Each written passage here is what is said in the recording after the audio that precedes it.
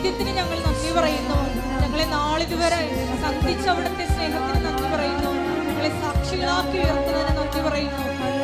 Hallelujah, ഹല്ലേലൂയ. മഹത്വം, ആരാധന, ആരാധന. ഹല്ലേലൂയ, ഹല്ലേലൂയ. യേശുവേ നന്ദി, യേശുവേ ആരാധന. ഹല്ലേലൂയ.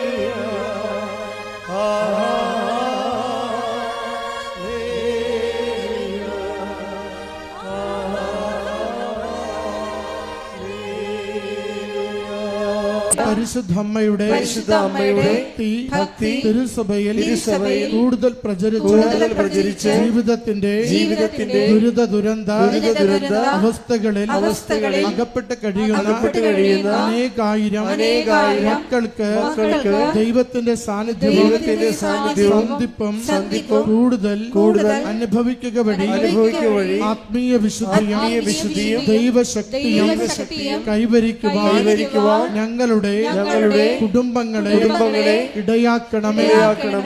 ആരാധന മഹത്വം കർത്താവേ, സ്തുതി കർത്താവേ. ഞങ്ങളുടെ ജീവിതങ്ങളെ ഇവിടുന്ന് ഏറ്റെടുക്കണമേ കർത്താവേ. പ്രശ്നങ്ങളെ പരിഹരിച്ചു തരണമേ കർത്താവേ. രോഗങ്ങളെ സൗഖ്യപ്പെടുത്തണമേ കർത്താവേ. ജീവിത പ്രതിസന്ധികളെ മാറ്റിത്തരണമേ കർത്താവേ. ജോലിക്കുള്ള പരിശ്രമങ്ങളെ അനുഗ്രഹിക്കണമേ കർത്താവേ. പരീക്ഷകൾക്ക് വിജയം നൽകണമേ കർത്താവേ. കുടുംബ ജീവിതത്തിന് സമാധാനം നൽകണമേ കർത്താവേ. ഹല്ലേലൂയ, സ്തുതി കർത്താവേ. ആരാധന മഹത്വം, ആരാധന കർത്താവേ. സ്തുതി സ്തുതി സ്തുതി കർത്താവേ. ആരാധന മഹത്വം കർത്താവേ, സ്തുതി കർത്താവേ.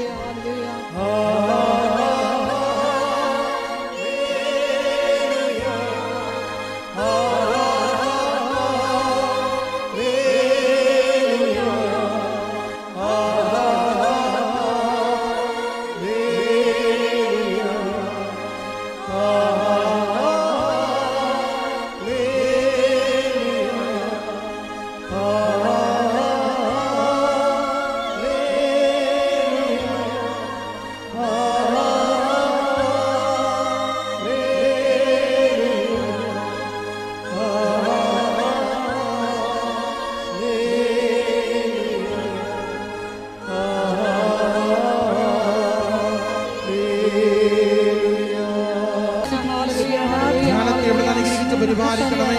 സന്ദേശങ്ങളിലൂടെ ഞങ്ങളെ ഇവിടുന്ന് സഹായിക്കണമേ. സൗഖ്യപ്പെടുത്തുന്നവരുടെ ജീവിതങ്ങളെ ബലപ്പെടുത്തണമേ. ഞങ്ങളുടെ പ്രശ്നങ്ങൾക്ക് പരിഹാരം നിർദ്ദേശിച്ച് അവിടുത്തെ കരുണയും സ്നേഹവും പ്രകടമാക്കണമേ. ഹല്ലേലൂയ കർത്താവേ, സ്തുതി കർത്താവേ. ആരാധന മഹത്വം, സ്തുതി കർത്താവേ. ആരാധന ആരാധന. ഒരു നിമിഷം ദിവ്യകാരുണ്യനാഥന് മുമ്പിൽ നമ്മളെ തന്നെ പൂർണ്ണമായി സമർപ്പിച്ചുകൊണ്ട് അവിടുത്തെ കൃപയ്ക്കും കരുണയ്ക്കും വേണ്ടി നമുക്ക് നോക്കി പാർക്കാം.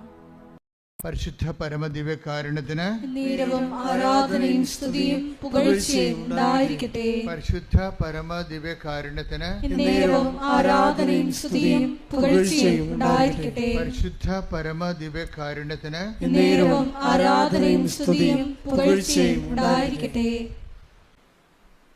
നിങ്ങളെ ഓരോ വിഷയവും ഇങ്ങനെ നിങ്ങളെ എടുത്തെടുത്ത് പറയുന്നതിനേക്കാൾ ഇപ്പം നിങ്ങളുടെ ജോലി, വീട്, വിവാഹം, വഴികൾ, കുടുംബ പ്രശ്നങ്ങൾ ഇങ്ങനെ എടുത്തെടുത്ത് പറയുന്നതിനേക്കാൾ നല്ലത് അമ്മേ എന്നെ സുവിശേഷത്തിൻ്റെ സാക്ഷിയാക്കണമേ. പറഞ്ഞേ, അമ്മേ എന്നെ എൻ്റെ സുവിശേഷത്തിൻ്റെ സാക്ഷികളാക്കണമേ. അപ്പം നിങ്ങളവർക്കും സുവിശേഷത്തിൻ്റെ സാക്ഷി എന്ന് പറയുമ്പോൾ ഇങ്ങനെ ഇവിടെ വന്ന് സാക്ഷ്യം പറയണത് മാത്രമാണ്. അതല്ല, നമുക്ക് സുവിശേഷത്തിൻ്റെ സാക്ഷിയായിട്ട് ജീവിക്കാൻ പറ്റും. നമ്മുടെ ജീവിതത്തിൽ ദൈവ അനുഭവങ്ങൾക്ക് സാക്ഷ്യം വഹിക്കാൻ പറ്റും. ദൈവവചനത്തിന് വിധേയപ്പെട്ടുകൊണ്ട് സുവിശേഷവിഹിതമായ സമീപനത്തോടെ നമ്മൾക്ക് എല്ലാ വിഷയങ്ങൾക്കും സുവിശേഷവിഹിതമായ സുവിശേഷത്തിൻ്റെ ആന്തരിക അർത്ഥം ആവഹിച്ചുകൊണ്ട് നമുക്കൊരു വിശ്വാസ സമീപനമുണ്ട്. അത് നമ്മുടെ പെരുമാറ്റത്തിലൂടെയാണ് വരുന്നത്.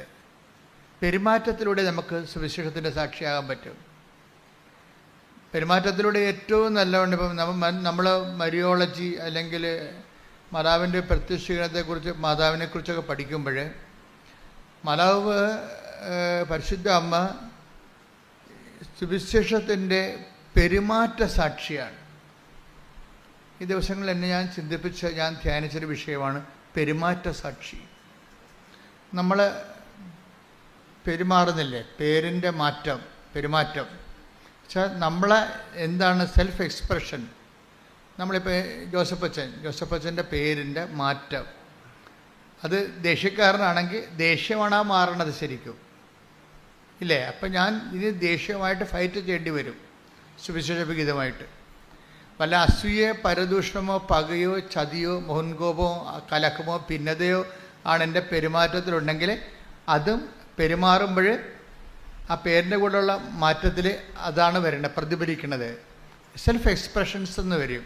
പെരുമാറ്റം എന്ന് പറഞ്ഞാൽ അതിനെ വിശ്വാസബന്ധിയായിട്ട് നമ്മളതിനെ തർജ്ജമ ചെയ്താൽ പെരുമാറ്റം ബിഹേവിയറിനേക്കാൾ ഉപരി സെൽഫ് എക്സ്പ്രഷനാണ്.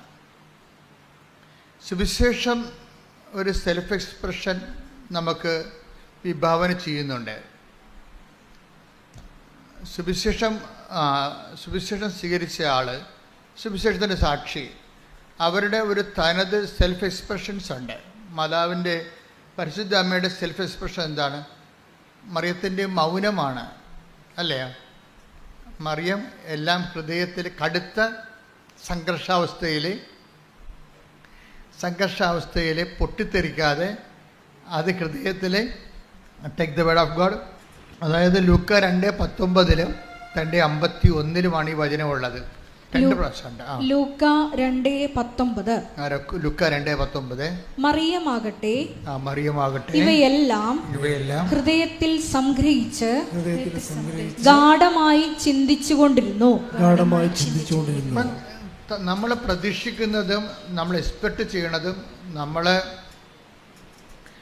എക്സ്പെക്റ്റ് ചെയ്യുന്നതിന് ഘടകവിരുദ്ധമായി സംഭവിക്കുക.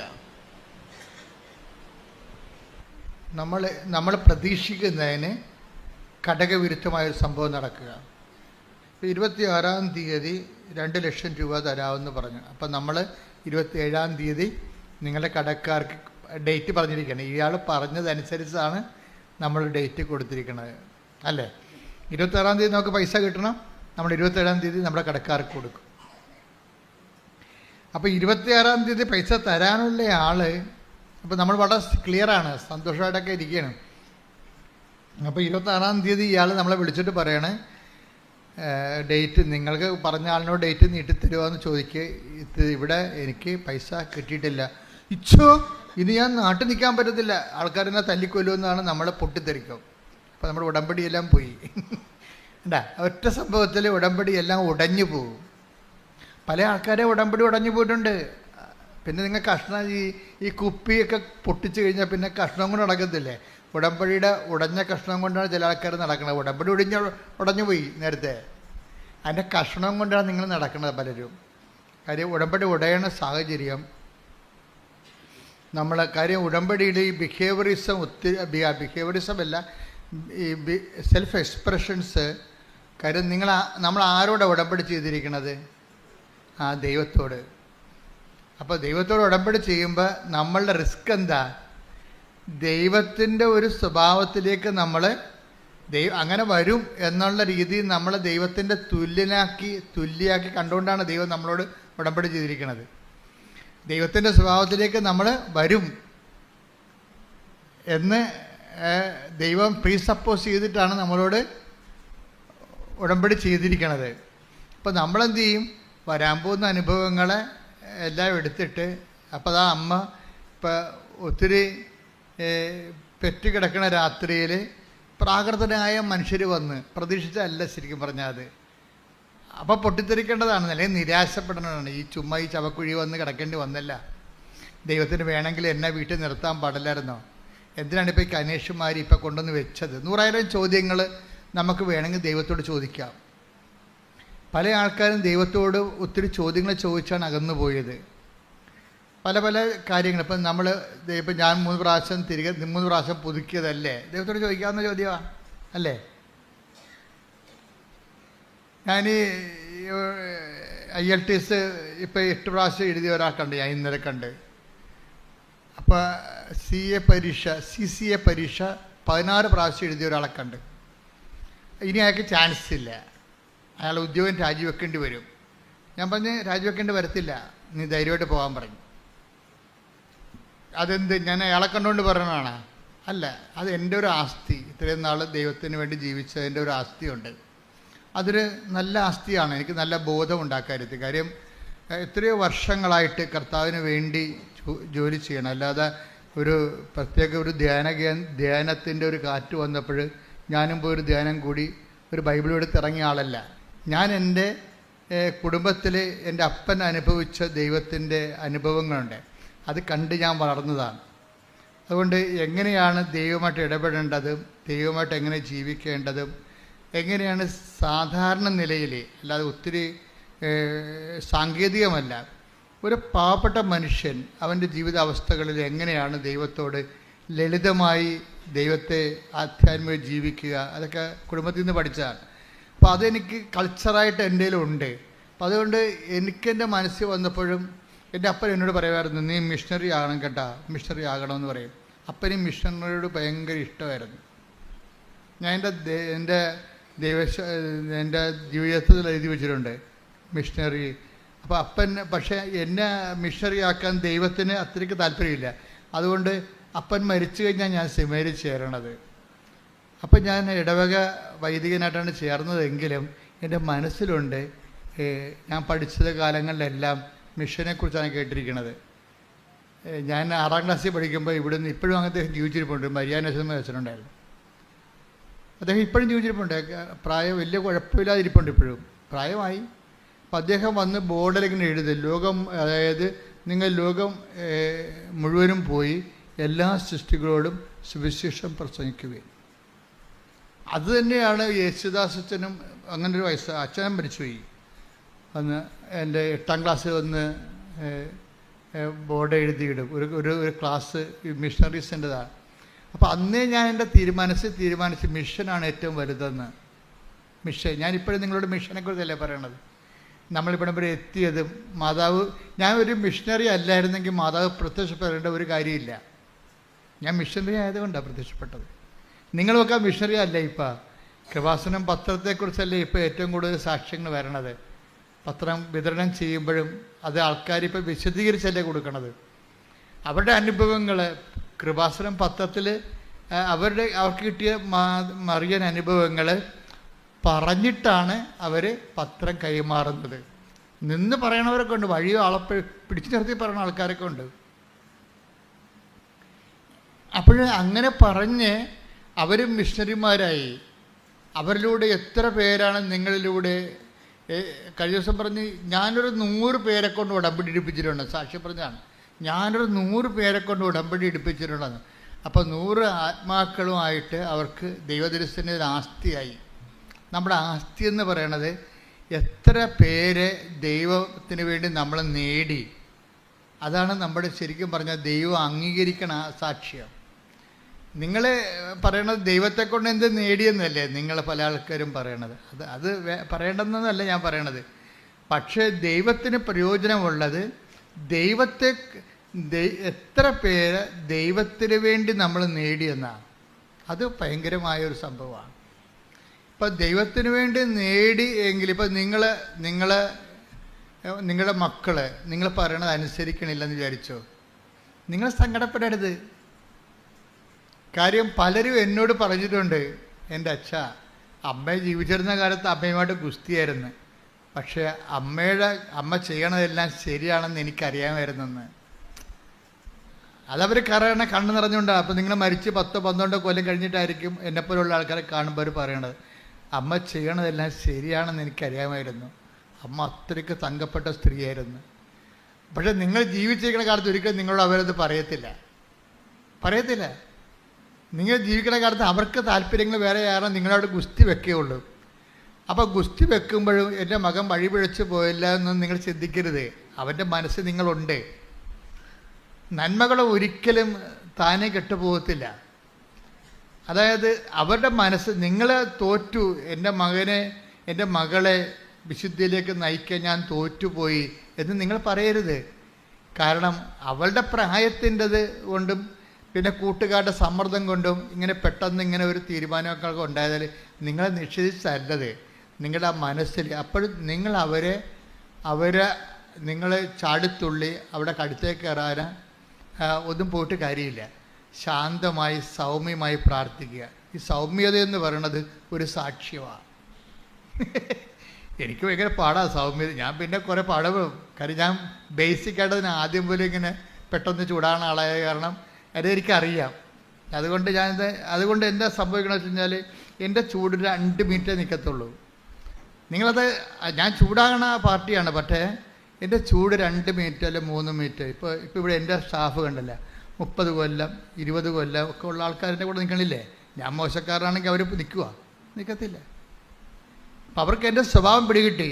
ചുമ്മാ 5 മിനിറ്റ് അഭ്യാസമേ ഉള്ളൂ. അത് കഴിയുമ്പോൾ അച്ഛൻ ഓക്കെ ആവുമെന്ന്, അച്ഛൻ പിന്നെ ചേർത്ത് പിടിക്കുമെന്ന് അവർക്കറിയാം.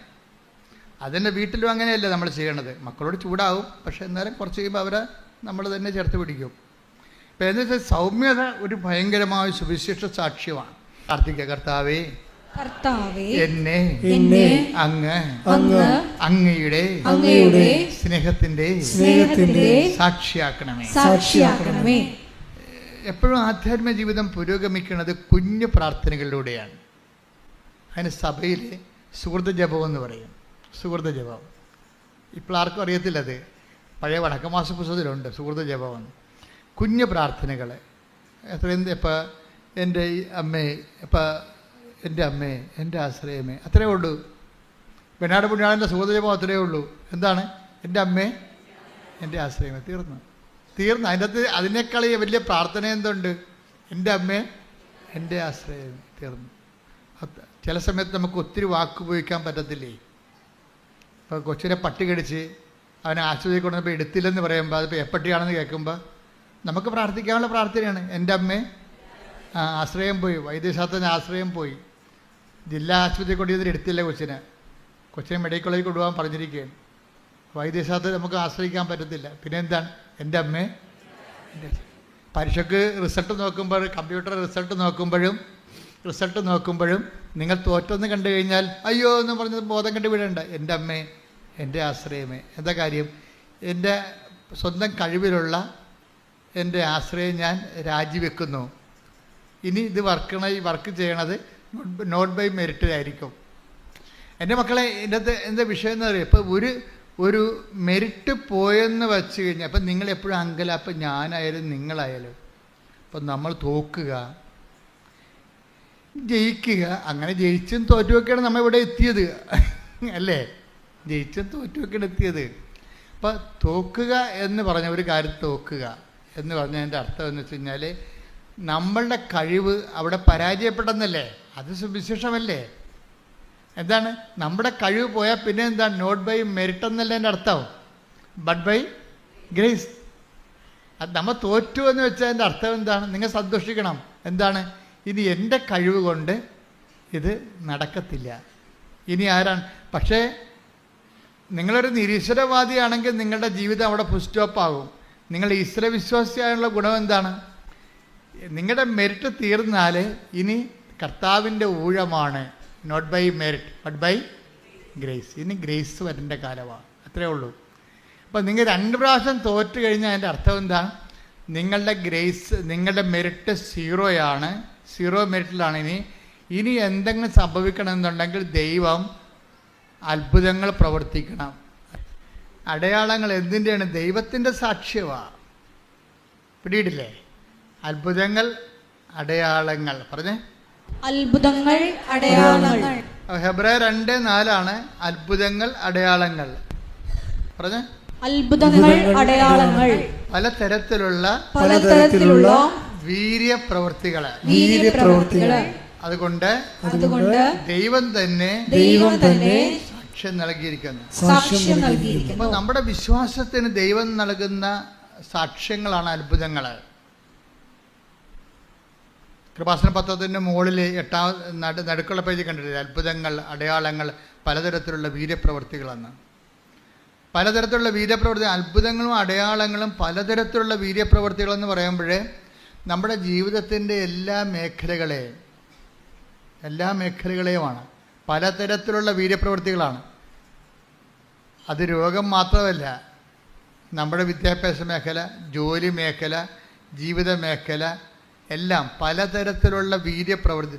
ദൈവത്തിൻ്റെ പ്രവൃത്തികളെ വിളിക്കുന്നത് വീര്യപ്രവൃത്തി എന്നാണ് വിളിക്കുന്നത്, ശക്തിപ്രവൃത്തികളെ. കാര്യം ദൈവം ശക്തി ആയതുകൊണ്ട് പലതരത്തിലുള്ള ശക്തിക്ക് പ്രവർത്തനങ്ങളുണ്ടാവും. ദൈവം ആരാണ്?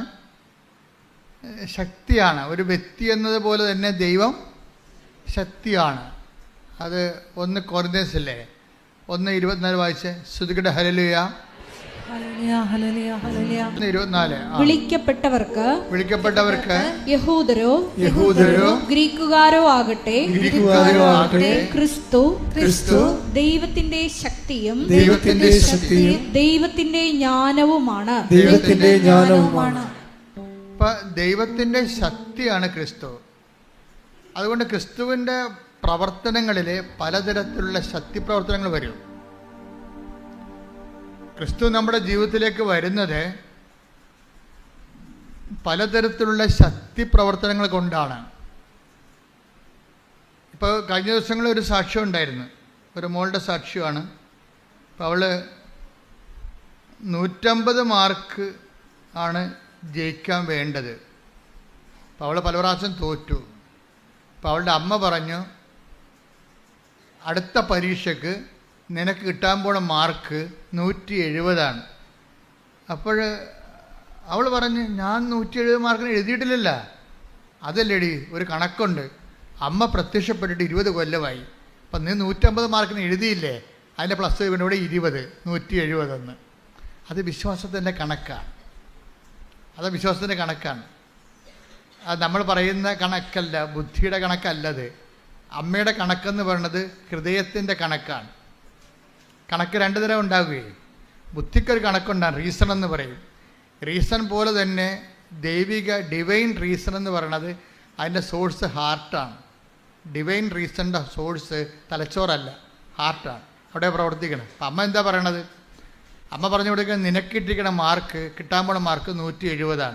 അപ്പോൾ ഞാൻ 150 മാർക്കിലേ എഴുതിയിട്ടുള്ളൂ, പിന്നെ എങ്ങനെ 170 മാർക്ക്? എന്ത് വട്ടാണ് ഈ പറയണമെന്ന് പറയും. അത് വട്ടാകും, ചിലപ്പം ബുദ്ധി കൊണ്ട് ചിന്തിക്കുന്നവർക്ക് വട്ടാവും. പക്ഷെ അമ്മയ്ക്കൊരു ബുദ്ധിയുണ്ട്. അതെന്താണ്? ദൈവമായിട്ടുള്ള ബന്ധമാണ് അമ്മയുടെ ബുദ്ധി. നമ്മളെ മനസ്സിലായില്ലേ? ദൈവമായിട്ടുള്ള കാര്യം. അമ്മ പ്രത്യക്ഷപ്പെട്ടിട്ട് 20 കൊല്ലമായി. അപ്പം നീ എഴുതിയിരിക്കണം 150 മാർക്കിന്. 150 × 20 70, 170. അതാണ് നിനക്ക് കിട്ടാൻ പോണ മാർക്ക്. അപ്പോൾ മാർക്ക് നോക്കിയപ്പോൾ, മാർക്ക് കിട്ടിയപ്പോൾ 170 കറക്റ്റ്. അതായത് നമ്മൾ വിശ്വസിച്ചു അതിൻ്റെ അകത്ത് കളങ്കമില്ല എന്ന് കണ്ടാൽ ദൈവത്തിന് ആ വിശ്വാസത്തെ ഹോണർ ചെയ്യേണ്ടി വരും. അതാണ് വിശ്വാസത്തിൻ്റെ വിഷയം. നമ്മൾ വിശ്വസിച്ചു, വിശ്വസിച്ചതിന് അതിൻ്റെ അകത്ത് കളങ്കമില്ല എന്ന് കണ്ടാൽ വിശ്വാസത്തിലുണ്ടാകുന്ന വിഷയം കളങ്കമാണ്. നമ്മൾ സംശയം എന്ന് പറഞ്ഞാലും വിശ്വാസ കളങ്കം എന്നാണ് അതിൻ്റെ പേര്. വിശ്വാസത്തിൽ സംശയം പാടില്ല, പിന്നെ അത് വിശ്വാസമല്ലല്ലോ. സംശയം ഉണ്ടെങ്കിൽ കളങ്കിത വിശ്വാസം എന്ന് ഞാൻ പറയത്തുള്ളൂ. വിശ്വാസത്തിൽ നിങ്ങൾക്ക് സംശയം ഉണ്ടെങ്കിൽ അതിൻ്റെ അർത്ഥം എന്താണ്? കളങ്കിത വിശ്വാസം. ഇപ്പം ചില ആൾക്കാർ പറയില്ലേ കളങ്കിത പണക്കാരെന്നൊക്കെ പറയത്തില്ലേ? എന്നുവെച്ചാൽ ഗവൺമെൻറ്റിന് കൊടുക്കുന്നത് ദൈവങ്ങൾക്ക് ഗവൺമെൻറ്റിന് കൊടുക്കാതെയൊക്കെ നികുതി വെട്ടിക്കുന്ന ആൾക്കാരുടെ കയ്യിലിരിക്കുന്ന പണമാണ് കളങ്കിത പണം. അപ്പോൾ അതുപോലെ ഓരോ കാര്യം കളങ്കിതം എന്ന് ചേർത്ത് പറയും. അതായത് ഇതുപോലെ വിശ്വാസത്തിൽ സംശയം വന്നാൽ കളങ്കിത വിശ്വാസം എന്ന് പറയും. ഇപ്പം കളങ്കിത വിശ്വാസം അല്ലാതെ ഈ അമ്മയുടെ വിശ്വാസം എന്ന് പറയുന്നത് എൻ്റെ മകൾ രക്ഷപ്പെടാൻ അവൾ പഠിച്ച വിഷയം ഇതാണ്. ഒന്നെങ്കിൽ ഇതുകൊണ്ട് തീരും, അല്ലെങ്കിൽ ഇതിനെ അതിജീവിക്കും. അതിജീവിക്കാൻ അവൾക്ക് മെരിട്ടില്ല. പിന്നെന്താണ്? അവൾക്കുള്ളത് നിൻ്റെ ഗ്രേസാണ്. അതുകൊണ്ട് അവളുടെ മാർക്ക് നിൻ്റെ പ്രത്യക്ഷീകരണത്തിൻ്റെ സത്യാവസ്ഥ ബോധ്യപ്പെടുത്താൻ വേണ്ടി അത് ഞാൻ 20 ചേർത്ത് വിളിക്കണം. നീ ഇതുകൊണ്ട് പരീക്ഷിക്കുകയൊന്നും ചെയ്യരുത് കേട്ടോ, മാതാവിനെ പരീക്ഷിക്കരുത്. അത് അവരുടെ നിഷ്കളങ്കതയിൽ നിന്ന് അവർ കാണിച്ച ഒരു എക്സ്പ്രഷനാണ്. അത് ചിലപ്പോൾ അവരുടെ കോട്ട് നമുക്ക് പാകമാകത്തില്ല. മനസ്സിലായില്ലേ? അപ്പോൾ ഇതുകൊണ്ട് പരീക്ഷിക്കാൻ വേണ്ടി പറയണമല്ല, മറിച്ച് അവരെ നിഷ്കളങ്കമായിട്ട് അവർ ഒരു സ്റ്റേറ്റ്മെൻ്റ് ഇറക്കി. എന്താണ്? മാതാവിൻ്റെ പ്രത്യക്ഷീകരണത്തിൻ്റെ 20. അപ്പോൾ മാതാവിൻ്റെ പ്രത്യക്ഷീകരണത്തിൽ അവർ വിശ്വസിക്കുന്നു. അതല്ല വിഷയം. അതാണ് 20 ചേർത്തത്. മാതാവിൻ്റെ പ്രത്യക്ഷീകരണത്തിൽ അവർ വിശ്വസിക്കുന്നു. മാതാവിൻ്റെ പ്രത്യക്ഷീകരണത്തിൽ അവർ വിശ്വസിച്ച് കഴിഞ്ഞാൽ പിന്നെ ബോൾ മാതാവിൻ്റെ കോർട്ടിലായി. ആ പ്രത്യക്ഷീകരണം സത്യമായതുകൊണ്ട് അത് സ്ഥിരീകരിക്കേണ്ട ബാധ്യത അമ്മയ്ക്കാണ്. അതുകൊണ്ട് എന്ത് ചെയ്ത് ആ കറക്റ്റ് പറഞ്ഞ് 21 അല്ല 19 അല്ല, കറക്റ്റ് 170. അത് ഓരോ വിശ്വാസികൾ നേടിയെടുക്കുന്ന നിഷ്കളങ്കമായ സ്വകാര്യമായ നേട്ടങ്ങളാണ്. അപ്പം ചിലപ്പോൾ അത് എല്ലാവർക്കും അത് ബാധകമാകത്തില്ല. അത് ജനറലൈസ് ചെയ്യാൻ പറ്റത്തുമില്ല. വ്യക്തിപരമായ സ്വകാര്യ അനുഭവങ്ങളാണ്. ചില സ്വകാര്യ അനുഭവങ്ങൾ നമുക്ക് ജനറലൈസ് ചെയ്യാൻ പറ്റത്തില്ല. പക്ഷെ ജനറലൈസ് ചെയ്യാവുന്ന സ്വകാര്യ അനുഭവങ്ങളുണ്ട്. അതുകൊണ്ട് ദൈവത്തെ അംഗീകരിക്കുക. നമ്മുടെ ജീവിതത്തിൽ നമ്മളുടെ കൺട്രോളിൽ കിട്ടാത്ത കുറേ കാര്യങ്ങളുണ്ട്. അതുകൊണ്ട് എന്ത് ചെയ്യണം? അത് ദൈവമാണ് അത് കൈകാര്യം ചെയ്യേണ്ടത്. പുറകിൽ നിന്ന് വന്ന കുത്തും വെട്ടുമൊന്നും നമുക്ക് തടുക്കാൻ പറ്റത്തില്ല. അനക്കം കേട്ടാൽ ചിലപ്പോൾ തിരിയാൻ പറ്റും. ചിലപ്പോൾ കൊല്ലാൻ വന്നവന് അനക്കം ഉണ്ടാക്കി ബഹളം എല്ലാവരെയും വിളിച്ച് പറഞ്ഞിട്ടാണ് വന്നത്. അല്ല, അവൻ പതുങ്ങിയല്ലേ വരത്തുള്ളൂ. അപ്പം അതുകൊണ്ട് തന്നെ നമുക്ക് ദൈവത്തിനെ നമുക്ക് വേണ്ടി വരും. പക്ഷേ ദൈവത്തെ നമ്മൾ അംഗീകരിക്കണം. അംഗീകരിച്ചിട്ട് എന്താ ചെയ്യേണ്ടത്? അംഗീകരിക്കുന്നതിൻ്റെ ഭാഗമായിട്ടാണ് നമ്മൾ അഹങ്കാരം അമർത്തണത്. പിടികിട്ടിയാ? 2 ദൈവം ഒരുമിച്ച് വസിക്കത്തില്ലല്ലോ. അഹങ്കാരം നമ്മൾ ദൈവമല്ലേ. നമ്മളെ ദൈവമാക്കുന്നത് ആരാണ്? അഹങ്കാരമല്ലേ. നമ്മളെ ദൈവമാക്കുന്നത് ആരാണ്? നമ്മുടെ അഹങ്കാരമാണ്. ഇപ്പം 2 ദൈവം ഒരുമിച്ച് വസിക്കാത്ത കാരണം അഹങ്കാരികളെ ചിതറിക്കാതെ, അത് അമ്മയുടെ വചനങ്ങളെ കണ്ടില്ലേ? അഹങ്കാരികളെ ചിതറിച്ചു. വചനം എടുത്ത് ശ്രുതിക്കട്ടെ. ഹല്ലേലൂയ, ഹല്ലേലൂയ, ഹല്ലേലൂയ, യേശുവേ നന്ദി. ഹല്ലേലൂയ, ഹല്ലേലൂയ, ഹല്ലേലൂയ, ഹല്ലേലൂയ, ഹല്ലേലൂയ. അവിടുന്ന് തന്റെ ഭുജം കൊണ്ട് ശക്തി പ്രകടിപ്പിച്ചു. ഹൃദയ വിചാരത്തിൽ അഹങ്കരിക്കുന്നവരെ ചിതറിച്ചു. ശക്തന്മാരെ സിംഹാസനത്തിൽ നിന്ന് മറിച്ചിട്ടു. എളിയവരെ ഉയർത്തി. അപ്പോൾ ഇതിൻ്റെ അകത്ത് വരുന്നൊരു വിഷയം, അഹങ്കാരം കുറക്കുമ്പോൾ തന്നെ ഒരു എളിമ വരത്തില്ലേ? അപ്പോഴതിനാണ് വിനയം എന്ന് പറയണത്. ചില ആൾക്കാർക്ക് ഭയങ്കര വിനയമായിട്ട് നമുക്ക് നിവൃത്തിയില്ലാത്ത കാര്യം സാധിച്ചെടുക്കാൻ വേണ്ടി ചില ആൾക്കാർ വിനയം അഭിനയിക്കും. അവർക്ക് വിനയമില്ല. ചുമ്മാ ഈ കാര്യം കാണാൻ വേണ്ടി തൽക്കാലം കാണിക്കുന്ന ഒരു അഭ്യാസമാണെന്ന് നമുക്കറിയാമെങ്കിലും ആ അഭിനയമല്ല. അതായത് ഈ അഹങ്കാരം അവസാനിപ്പിക്കുമ്പോഴാണ് വിനയം രൂപപ്പെട്ട് വരുന്നത്. അഹങ്കാരവും വിനയവും ഒരുമിച്ച് വസിക്കത്തില്ല. അതിവിടെ വിഷയമാണ്. ഉടമ്പടിയിലുള്ള ആൾക്കാർ ഇപ്പം അതെനിക്കറിയാം, എന്നോട് ആരും പഠിപ്പിക്കണ്ട എന്ന് പറയത്തില്ല. അതാണ് അഹങ്കാരം. അതെനിക്കറിയാം, എന്നെ ആരും പഠിപ്പിക്കണ്ട എന്ന് പറയും. ചില ആൾക്കാർ കുറേ മുമ്പോട്ട് പോയാലും പരിചയമില്ലാത്ത സ്ഥലത്ത് ചെന്നാലും ആരോടും വഴി ചോദിക്കത്തില്ല. തന്നെത്താൻ തിരക്ക് കണ്ടുപിടിക്കും. എന്താണ്?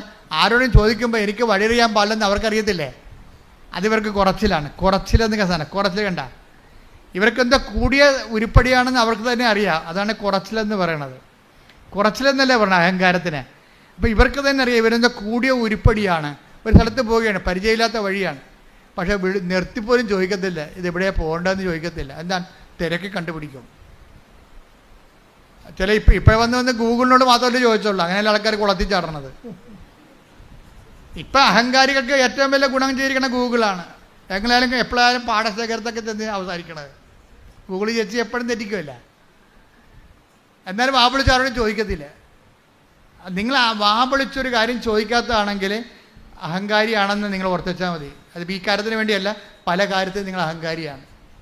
ഒരു കാര്യത്തിൻ്റെ പോവഴി എങ്ങനെയാണ് എന്ന് ചോദിക്കണം. അറിയാൻ പലരും ചോദിക്കണം. അത് ചോദിക്കുന്നില്ല, അതിന് മോന്തം കയറ്റി ഇരിക്കുകയുള്ളൂ. മറ്റുള്ളവർ ഇങ്ങോട്ട് വന്ന് പറയട്ടെ എന്നൊക്കെ പറയുന്ന സംഭവം ഇവർക്ക് ഉടമ്പടി വർക്കൗട്ട് ചെയ്യത്തില്ല. ഇത് മരിയ സ്പിരിച്വാലിറ്റി വർക്ക് ചെയ്യുന്ന സാധനമാണ്. അത് കാരണം അഹങ്കാരികളെ ഒന്നെങ്കിൽ ദൈവം ചിതറിക്കും, അല്ലെങ്കിൽ നമ്മളെ ചിതറിക്കണം. ഒപ്പിച്ചു പോകാൻ പറ്റത്തില്ല. അപ്പോൾ അത് വിനയാനെതിരെ അവൻ ഉയർത്തി. കണ്ട വചനത്തിൽ take the bed of God. ലൂക്ക 1:52. 1 ലൂക്ക 1:52. ശക്തന്മാരെ സിംഹാസനത്തിൽ നിന്ന് മറിച്ചിട്ടു, എളിയവരെ ഉയർത്തി. അപ്പൊ എളിയവരെ ആരാണ് ഉയർത്തുന്നത്? എളിയവരെ അവരുടെ ചിറ്റപ്പന അങ്കളാവെന്ന് ഉയർത്തുകയല്ല. ആരാണ് ഉയർത്തണത്? ദൈവം. എന്ന് വെച്ചാൽ എളിയവരെന്ന് പറയുമ്പോൾ മെറിറ്റ്, നോട്ട് ബൈ മെറിറ്റ് എന്നതിൻ്റെ അർത്ഥം എനിക്ക് യോഗ്യതയില്ല, പിന്നെ ആരാണ്? എന്നെ ഒന്ന് ഉയർത്തണമേ. അത് പറയാനുള്ള എളിമ പത്രോസിനുണ്ടായിരുന്നു. കടലിൽ മുങ്ങിയപ്പോഴേ പുള്ളിവൻ നാഥാ എന്ന് പറഞ്ഞില്ലേ, ഞാൻ നശിക്കുന്നു എന്ന് പറഞ്ഞില്ലേ, ഞാൻ തീർന്നെന്ന് പറഞ്ഞില്ലേ? തീർന്നില്ല, ഞാൻ നീന്തിക്കറിക്കൊള്ളാം, ഞാൻ 45 വയസ്സ് തൊട്ട് കടലിൽ തന്നെ ജനിച്ചാണ്, എനിക്ക് ആരുടെ സഹായം വേണ്ടെന്ന് പത്രോസ് പറഞ്ഞെങ്കിൽ പത്രോസിൻ്റെ അവസ്ഥ എന്തായിരുന്നു? പിടിയിട്ടില്ലേ? പത്രോസ് മുങ്ങിപ്പോവുകയാണ്. നാഥാ എന്ന് വിളിച്ചുകൊണ്ട് കൈ കാണിച്ച് എന്ന് വെച്ച് കഴിഞ്ഞാൽ അപ്പം കയറി പിടിച്ച്. ആ കൈയൊന്നും പിടിക്കാൻ പറയണ്ട, എനിക്കറിയാം നീന്താൻ, ഞാൻ 45 വയസ്സിൽ വന്ന് കടൽ കണ്ട ആളാണ്, ഞാൻ 8-ാം വയസ്സിൽ കടൽ കണ്ട ആളാണ്, നിങ്ങൾ കാർപ്പൻ്റർ അല്ലേ എന്ന് ചോദിച്ചാൽ പണി കിട്ടുക. അതാ വിഷയം. അത് നമ്മൾക്ക് എളിമയുണ്ടോ ഇല്ലയെന്നറിയാൻ നമ്മൾക്ക് മറ്റുള്ളവരുടെ സഹായത്തിന് നമ്മൾ വാ പൊളിച്ച് മിണ്ടുമോ ഇല്ലയോ, അതാണ് അഹങ്കാരികളുടെ മിണ്ടത്തില്ല. വഴി ചോദിക്കത്തില്ല, പരമാവധി തന്നെത്താൻ തന്നെ ചെയ്യാൻ നോക്കും. ദൈവം അത് ഉദ്ദേശിക്കണില്ല. കാര്യം നമുക്ക് ചെയ്യാൻ എല്ലാം തന്നെത്താൻ പറ്റത്തില്ല. തന്നെത്താൻ പറ്റാത്ത ഒത്തിരി കാര്യങ്ങളുണ്ട്. നിങ്ങൾ ഇംഗ്ലീഷ് സിനിമയിലൊക്കെ കണ്ടു കാണാം. ഈ ചൈൽഡ് ആൻഡ് ഞാൻ പണ്ടൊരു എക്സ്കർഷന് പോയപ്പോൾ എന്നെ ഈ child pregnancy and child birth എന്ന് പറഞ്ഞൊരു ഡോക്യുമെൻ്ററി. അപ്പോൾ ഒരു മദാമ തന്നെ കൊച്ചിനെ വലിച്ചെടുക്കുകയാണ്, പ്രഗ്നൻ്റാണ്, തന്നെത്താൻ മദാമ തന്നെ. എന്നിട്ട് ആ പ്ലാസൻ്റെയൊക്കെ കടിച്ചു പൊട്ടിക്കണം. എന്തെല്ലാം പരാക്രമം. പക്ഷെ ആ സിനിമയിലേ ഉള്ളു. നിങ്ങൾക്കറിയാമല്ലോ, പ്രസവിക്കണമെങ്കിൽ 5 നേഴ്സുമാർ വേറെ വേണമെന്ന്. അതാണ് സംഭവം. അത് സിനിമയിലേ ഉള്ളു. അത് കണ്ടുകൊണ്ട് ആരും തന്നെത്താൻ പ്രസവിക്കാൻ പോരുത്, പണി കിട്ടും. എന്ന് വെച്ചാൽ ദൈവം ഇവിടെ സൃഷ്ടിച്ചിരിക്കണം മറ്റുള്ളവരെ കൂടി കണ്ടുകൊണ്ടാണ്. മറ്റുള്ളവർ നമ്മളെ സഹായിക്കണം, നമ്മൾ അവരെ സഹായിക്കണം. അങ്ങനെ പരസ്പരം ആശ്രയിച്ചും സ്നേഹിച്ചും ജീവിക്കണം. അങ്ങനെ ഒരു സ്നേഹത്തിൻ്റെ കൂട്ടായ്മയുടെ വളർച്ചയിലാണ് നമ്മൾ ജീവിക്കാൻ ദൈവം ഉദ്ദേശിക്കുന്നത്. ശ്രുതികട്ടെ ഹല്ലേലൂയ, ഹല്ലേലൂയ, ഹല്ലേലൂയ, ഹല്ലേലൂയ, ഹല്ലേലൂയ, ഹല്ലേലൂയ. യേശുവേ നന്ദി, ഹല്ലേലൂയ, ഹല്ലേലൂയ. ആരാധനയിലൂടെ ഞങ്ങളെ അഭിഷേകം ചെയ്യണം. പരമദിവ്യകാരുണ്യത്തിന് ആരാധനയും സ്തുതിയും പുകഴ്ചയും ഉണ്ടായിരിക്കട്ടെ. നമ്മുടെ സബ്ജക്റ്റ് എന്താണെന്നറിയാവില്ല, ഉടമ്പടിയും പെരുമാറ്റവും. പീഡിയ, അതാ സബ്ജക്റ്റ്. അതിൻ്റെ കണ്ടന്റ് വൈസ് എന്താണ്? എന്തുമാത്രം എളിമ നമ്മൾക്ക് ഉണ്ട്. എളിമയുടെ അഹങ്കാരം, ഈ 2 വിഷയങ്ങളാണ്. അവിടെ മരിയൻ സ്പിരിച്വാലിറ്റി അനുസരിച്ചുകൊണ്ട് അഹങ്കാരികളെ ചിതറിക്കുകയും എളിയവരെ ഉയർത്തുകയും ചെയ്യും.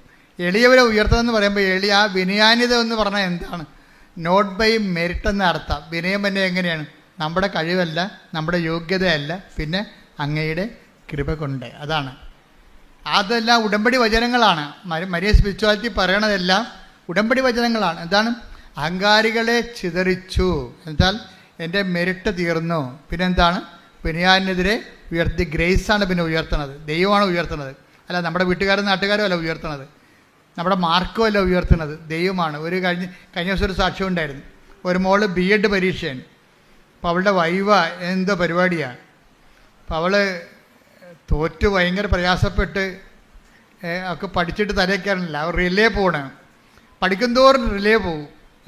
റിലേ പോയെന്നാൽ കിളി പോയെന്ന് ആൾക്കാർ പറയത്തില്ല, അതുപോലെ പണ്ട് റിലേ പോയെന്ന് പറയും, ഇപ്പോൾ കിളി പോയെന്ന് പറയണം. അപ്പോൾ അങ്ങനെ പോയിട്ട് ഒരു പിടിയും കിട്ടണില്ല. ഇവള് വൈവയൊക്കെ വന്നിരിക്കുമ്പോൾ ഈ വൈവ അവൾ ഉടമ്പടി എടുത്തിട്ടുണ്ട്. മാതാവ് മാത്രമേ ഒരു ആശ്രയമുള്ളൂ, അവൾക്ക് സ്വന്തമായിട്ട് ആശ്രയമില്ല. പഠിച്ചതൊന്നും ഓർക്കണില്ല, അവളുടെ റിലേ പോയി. അപ്പോൾ മെരിറ്റ് റിലേ പോയെന്ന അർത്ഥം, കിളി പോയെന്ന അർത്ഥം എന്താ? മെരിറ്റ് പോയെന്ന അർത്ഥം. ഉടമ്പടി ഭാഷയിൽ എന്താണ്? അവൾ പഠിച്ചു, പക്ഷെ അവളുടെ തല നിൽക്കണില്ല, റിലേ പോയി. അപ്പോൾ മാതാവേ നീയേ ഉള്ളു കേട്ടാ. അപ്പോൾ അമ്മയും പറയും നീ ചെല്ലടി മോളെ, മാതാവ് ഉണ്ടാകും കൂടാ എന്ന് പറയും. അപ്പോൾ ഇവൾ ചെല്ലുമ്പോൾ തന്നെ വൈവാക്കിയിരിക്കണ മാഷ് പേടിച്ചും വിറച്ചൊക്കെ തന്നെ ചെല്ലണത്. മാഷ് ഇവിടെ കണ്ടു പറയും നീ ഇത്രയും പേടിക്കേണ്ട കാര്യമൊന്നുമില്ല, നീ കൃപാസനത്തിൽ പോയൊരു ഉടമ്പടി എടുക്കുന്നു പറയും. ആര്? അവിടെ ഇരിക്കണ മാസ്റ്റർ ഇവളോട് പറയണേ കൃപാസനത്തിൽ പോയൊരു ഉടമ്പടി എടുക്കാൻ.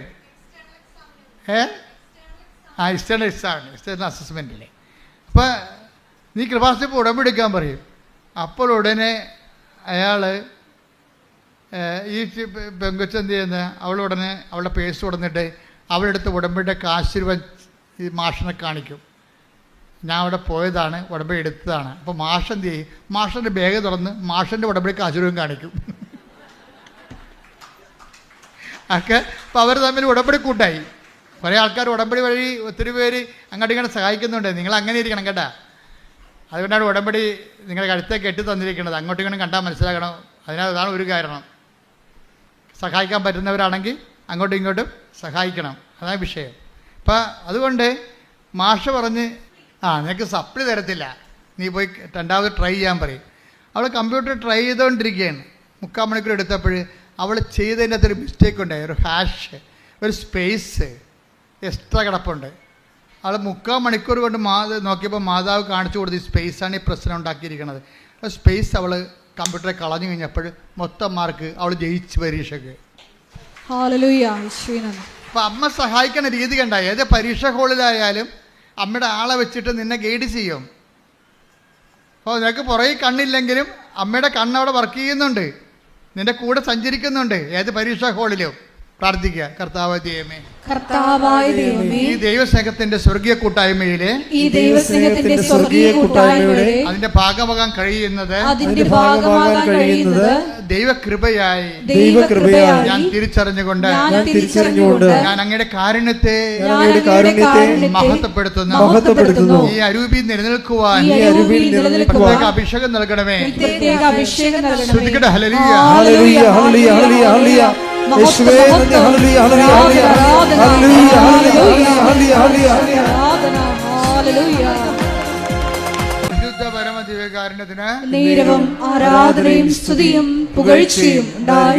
നമ്മുടെ വിഷയം ഉടമ്പടിയും പെരുമാറ്റവും, അതാണ് ഒരു സബ്ജക്റ്റ്.